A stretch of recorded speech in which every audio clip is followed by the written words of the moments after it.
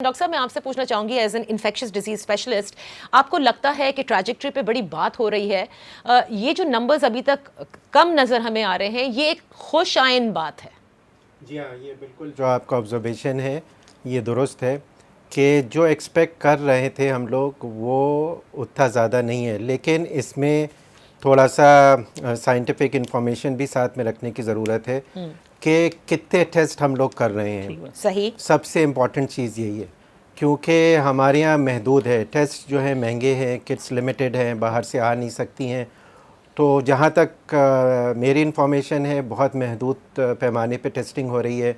जो क्राइटेरिया हमने अभी तक रखा हुआ है लोगों का जो साइन एंड सिम्टम्स के साथ भी आ रहे हैं, जब तक वो उनमें ट्रैवल हिस्ट्री या कॉन्टैक्ट हिस्ट्री नहीं होती तब तक हम लोग टेस्ट नहीं कर रहे।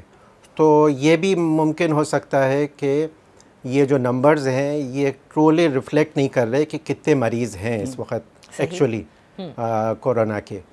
और ये आइंदा के जो 2 हफ्ते हैं इनमें ख़ास तौर पे पिक्चर वाज़े होगी, क्योंकि जो चीज़ें हम लोग इर्द गिर्द और दूसरे ममालिक में देख रहे हैं उससे यकीनन थोड़ा सा हम लोगों को ये इम्प्रेशन मिलता है कि वो सिवियरिटी नहीं है डिज़ीज़ की जो दूसरे ममालिक में है, लेकिन इट्स टू अर्ली टू से।